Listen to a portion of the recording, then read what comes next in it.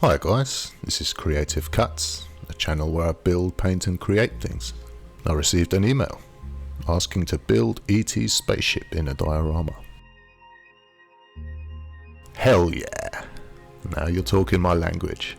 I love all things alien, UAP, and spend more time than I care to admit deep down these kind of rabbit holes. What shaped this interest as a kid was the famous Spielberg film E.T.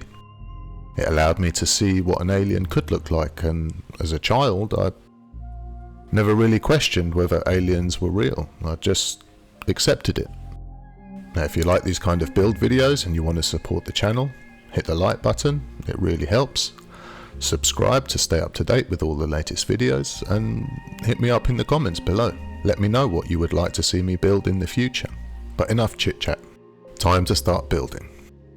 And as with every project, I needed to do a quick bit of planning and set up a base to work on. I wanted to keep the weight down, so I used some thin 6mm plyboard, which I cut down to the dimensions I was given to work to.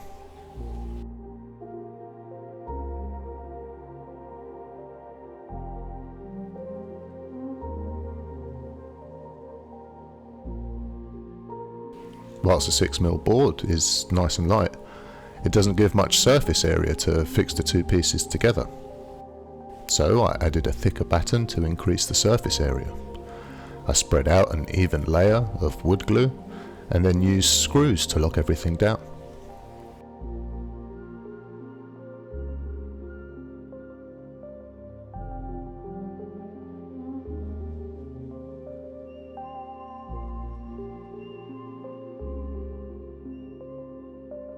I then grabbed some sheets of XPS foam to build out the mass of my scene. This is a great time to use up some offcuts as XPS foam is quite expensive. So I always keep my offcuts just for situations like this. I use hot glue to quickly stick everything down and keep adding and adding pieces until I get the rough shape that I'm after. The next step is to further begin to shape my scene. I grab a sharp knife and start slicing away bits to create contours. Again, I'm not really focused on details here, just trying to create a rough shape, as all of this will be covered later. And whilst the knife is fine for this job, a hot wire cutter makes this job so much easier. I also purposefully offset my intended clearing slightly to the left. For me, an asymmetric composition is always more interesting than something symmetrical. This immediately creates tension and movement, but maybe that's getting a bit too far into the theory of composition than is needed here, but keep an eye out for a future video where I will be going into some depth about composition and how you can use it to make your creations look much more interesting. The next step was to mix up some sculptor mold and spread out an even layer all over my model. No fancy tools here, just mix it up and spread it on. And while this mixture is still somewhat wet, I add a few small slate chips to make some nice rocks.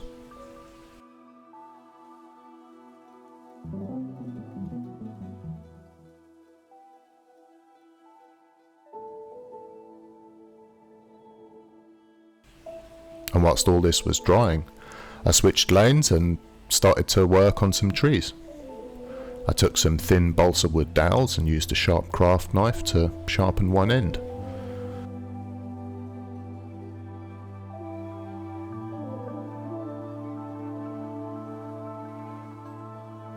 I then take some thin flexible wire and cut what felt like never-ending branches. Trust me, you will always underestimate how many little branches it takes to make 7 trees.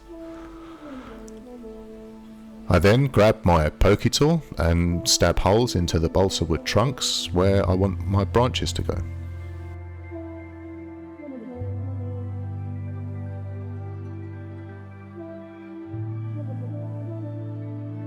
I then squeeze out a little bit of glue and dip one end of the wire and then push this into my tree. Then just rinse and repeat.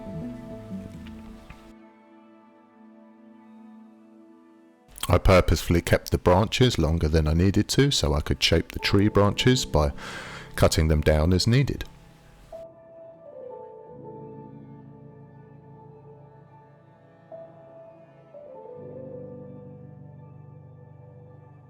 Once shaped, I gave the trees a coat of primer. I started this with a can of brown spray paint, but the cap got clogged and I didn't have any spares, so I just switched to black through my new airbrush. But more about that later. And while I was building my tree trunks, my 3D printer was running for close to a week non-stop, printing out the many pieces that were involved in building E.T.'s spaceship. I found a great model online, but printing all this in resin was quite the task. Most of the prints came out really well, but they still needed a bit of finishing, so I taped some sandpaper to my cutting mat and gave all the pieces a bit of a rub down. Resin sands easily enough, but it does create a very fine dust, which definitely isn't good for you, so I recommend wearing a mask and possibly having a hoover nearby.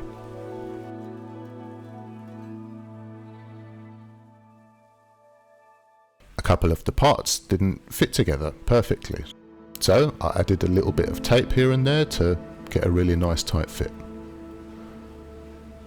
Some of the pieces were also very fragile and unfortunately broke as I cut them from their supports. But not to worry, I can easily glue these together as I build the model. The model didn't come with any instructions on how it all fits together, so after a bit of trial and error, I think I kind of found a solution that seemed to sort of make sense for me. I started to assemble the parts and glued several sections together. I also drilled out a few holes for additional LEDs. This whole process was a lot of fun, seeing the model coming together, but I also quickly realised that I had to think a few steps ahead, as the overall assembly and wiring would be pretty complex.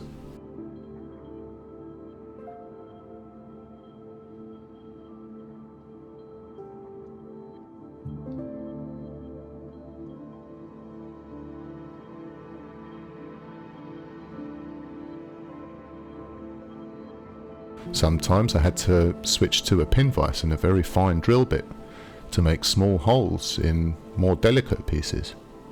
I also learned that when printing very delicate pieces, it makes sense to print a few extras just in case anything breaks in the process. A simple but really helpful tip. I also spent a lot of time researching different ways to wire up loads and loads of LEDs and learned all about Ohm's law and resistors, and then I found these pre-wired LEDs with resistors already attached on Amazon. This simplified the whole process because I could just attach all the wires together and I was good to go. I did a few tests before I fully committed to make sure my plan would work, before gluing it all into my model.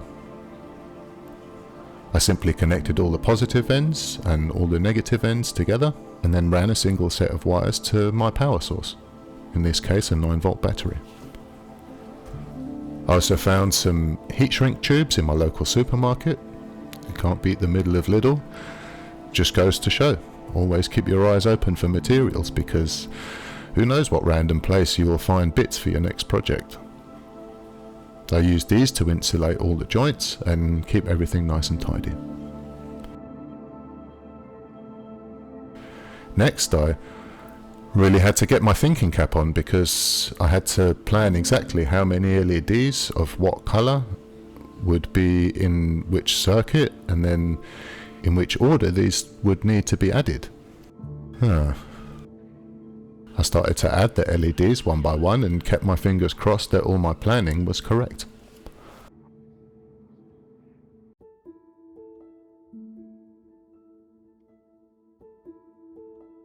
I also wanted to add a chasing set of LEDs and found some LED strips that had a module attached similar to Christmas lights which could pulse and wave. In order to attach these, I added an internal ring to act as a support for the LEDs.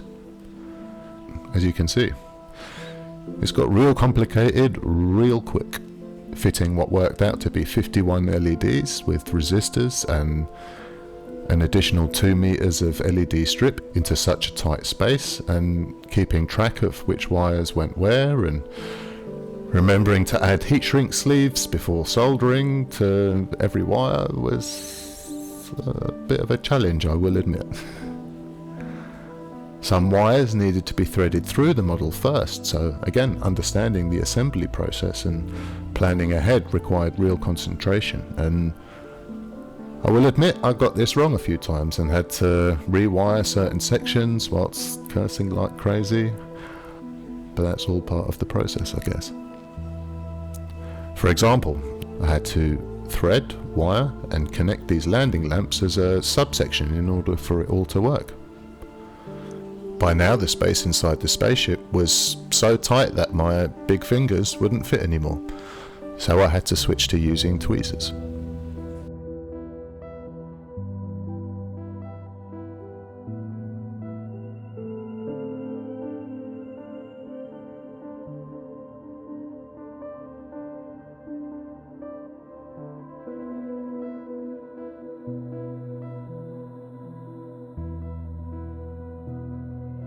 I attached the feet of the spaceship whilst leaving an exit cable which I could later hide, and this would then lead out the back of the model to connect to the batteries neatly. Again, pretty fiddly stuff, and a gentle hand and lots of patience is what was needed here. I then grabbed a long drill bit and made a couple of holes through the model so that it came right out the back. I also carved out a channel so I could bury the wires in the ground.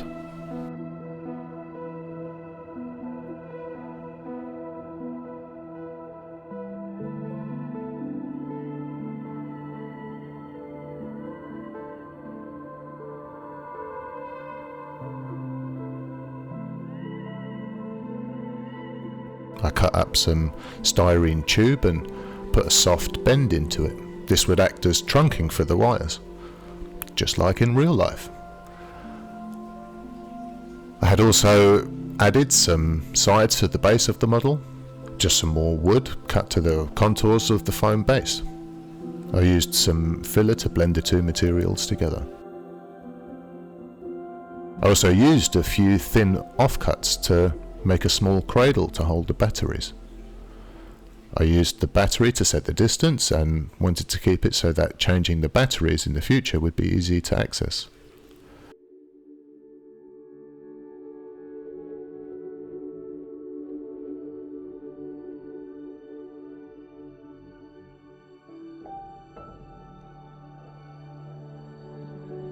And once all the filler was dry, I wanted to seal the ground, so I gave the whole model a good coat of Mod Podge.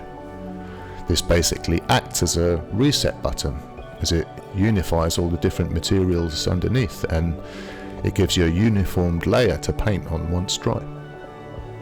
I then loaded up my new Galeri airbrush and primed the whole model black.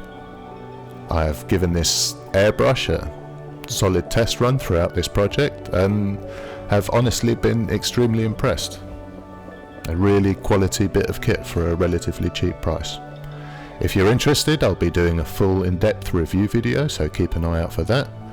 But if you're in the market for a quality bit of kit for a price that won't break the bank, then I can certainly recommend checking out the Galeri range. Look out for the links below.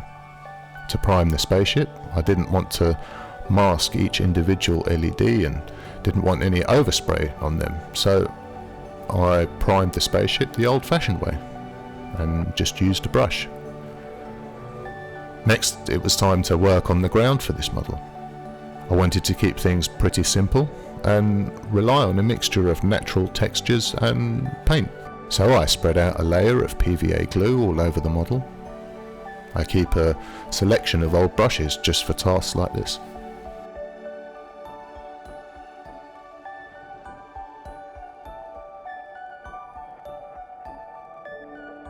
I spread out a thin layer of sand in the area I wanted my clearing to be, as I wanted this to have a more sandy feel. Around the edges I used some dried soil from the garden and sprinkled in a range of different sized particles to give variation in the ground texture.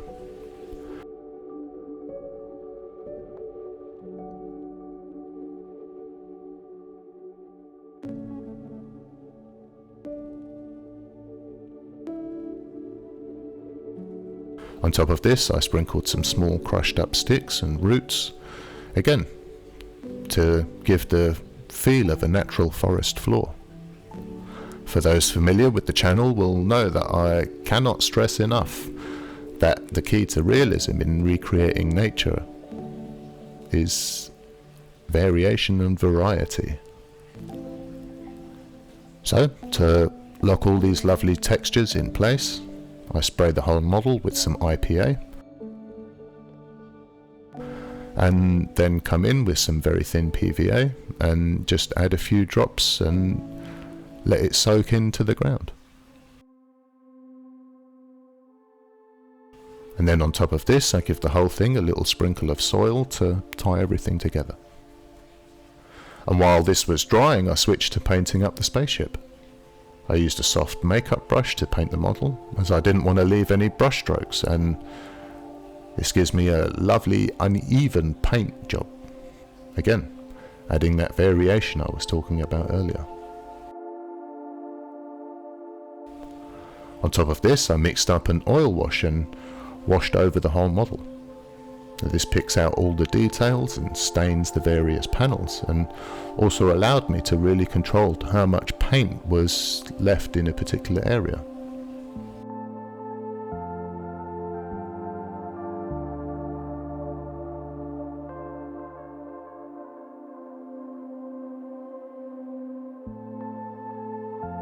Next I wanted to paint a bit of a night sky, so I grabbed a couple of shades of blue and softly blended a nice gradient from light to dark.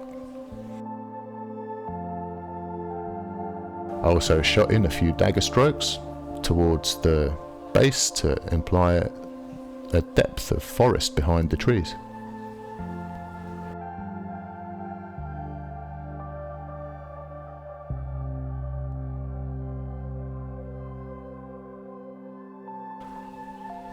And once my base was dry, I came in with some greyish brown and picked out the rocks.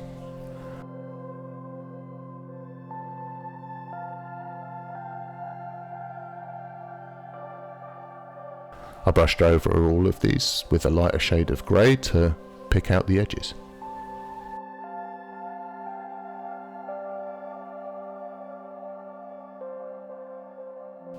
I also wanted the full moon to feature in the background, so I laid out some masking tape. I traced out a circle and carefully cut this out with a knife. I then painted this white, brushing from the outside of the circle towards the centre, to ensure as little bleeding as possible.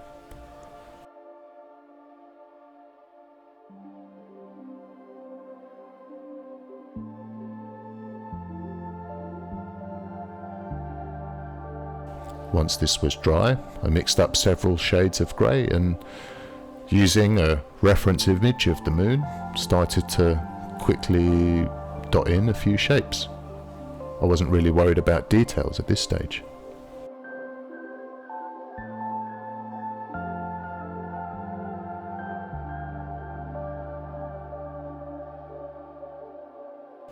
I came back in with some white again, and then slowly switched back and forth between the colours, refining things a bit more with each layer.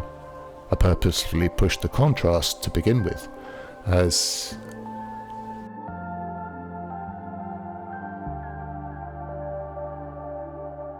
I would then later haze over everything with white again to blend everything together.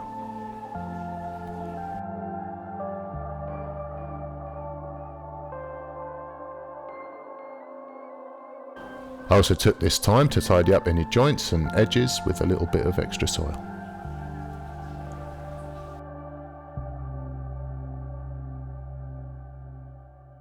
Now I was ready to add my forest. So I grabbed the trees I'd built earlier and sprayed them brown to begin with. And then using a static grass applicator, some static grass and some spray glue, I slowly built up some layers of static grass on the branches. Each layer builds up a little bit more surface area, which means the next layer has more to stick to. And slowly but surely, a pine tree magically appears before your eyes. The whole process is a little bit messy, so for a change of pace I started to work on building the iconic scene of Elliot riding across the moon with E.T. in a basket. After several hours looking for an appropriate model, I found one online that was close enough to what I needed. I glued this together and then bit the bullet to go back to making more trees. So far they're looking great, but they're a bit too bright and green for my liking, and I also hate the slightly shiny glint you get when one of the fibres catches the light. So, going back to my earlier mantra of variation, I grabbed a couple of shades of green and selectively added different shades here and there.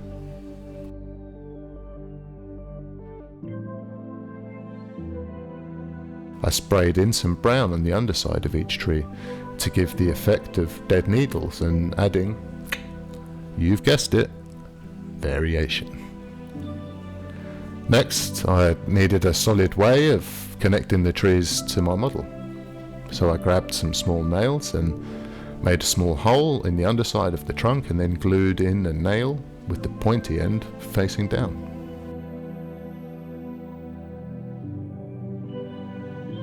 I used my pokey tool to stab holes in the base and then glued the trees in one by one.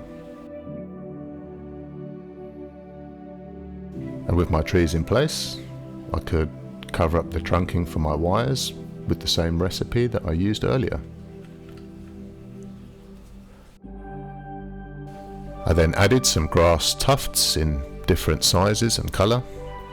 This always feels a bit forced to begin with, but as you add more and more, you slowly see things take shape and come to life. I keep a wide range of different tufts from various companies,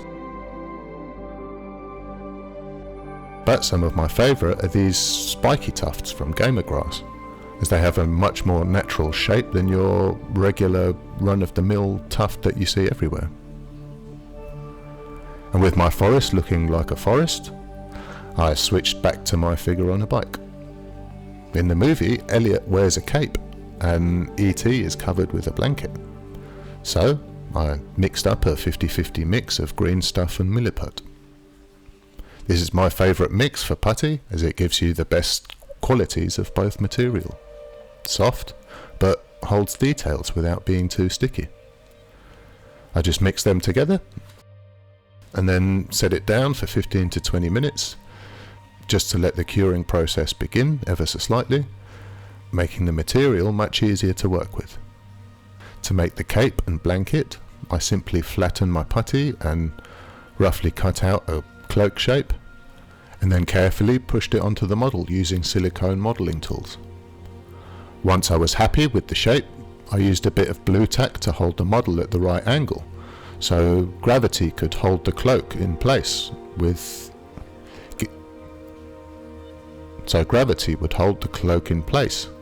giving me the flowing look I was after.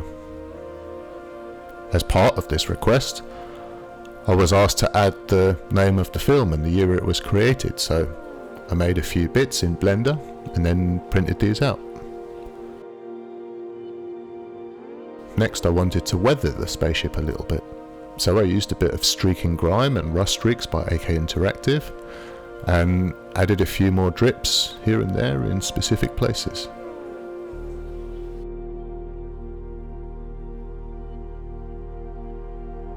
No rush here, just letting things develop in their own time until I reach a place where I'm quite happy with it all.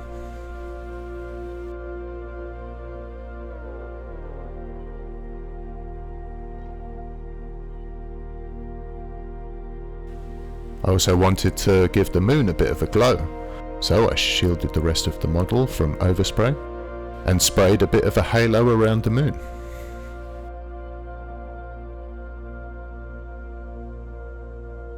I also came up with a great way to consistently paint stars quickly.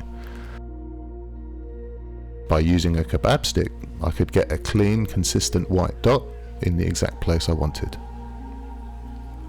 And with the end slowly in sight, I set about continuing with the electronics on the back of the model. I used some coffee sticks and some more offcuts to make a seat for my switches. In a similar way, I made the housing for the batteries.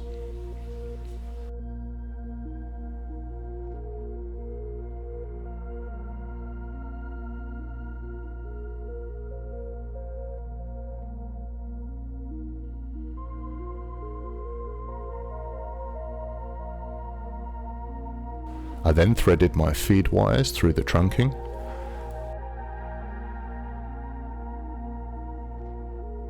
and then connect them to the wires from my spaceship.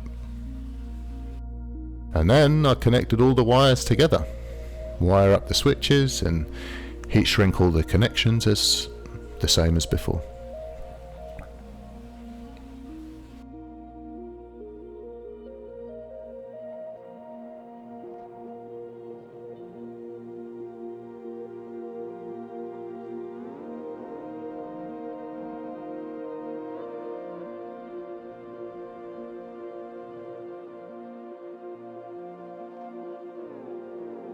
And with my spaceship in place, I hid the remaining wires with a bit more sand and soil.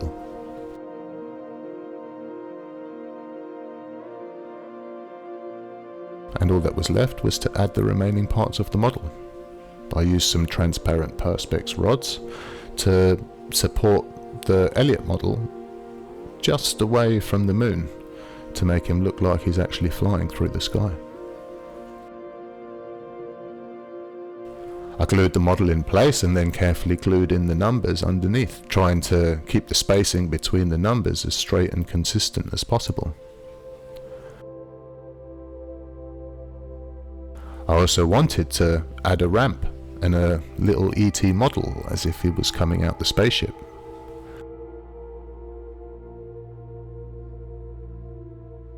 I used some clear plastic which gave me a cloudy finish by roughing it up with a bit of fine sandpaper. I used some clear plastic, which I gave a cloudy finish by roughing it up a bit with some fine sandpaper.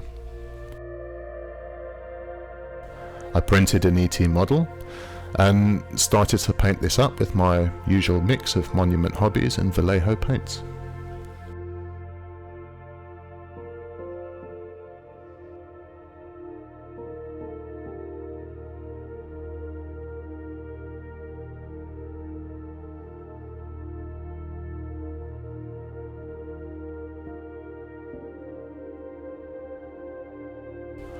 I also added some rods to act as pistons to lower the ramp. So I took some more styrene rods and cut these to size. Once primed and painted, I glued these into place.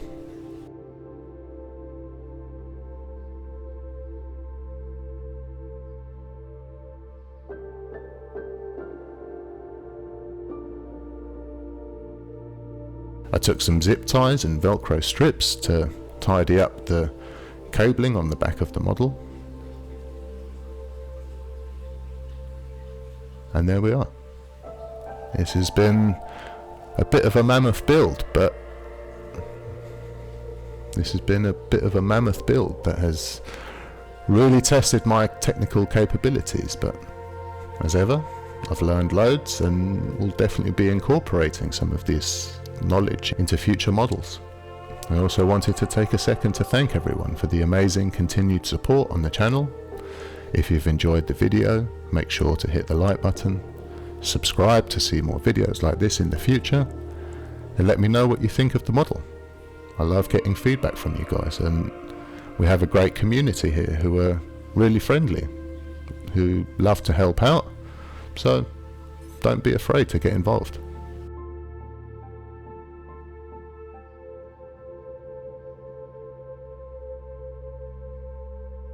And lastly, I just want to end on a final personal note. We are in an amazing time in history where we are frustratingly close to finding out once and for all if we are alone in the universe. I hope that in my lifetime I can witness the answers to this existential question. Thank you all for spending your time with me today, and I'll catch you in the next one. Enjoy.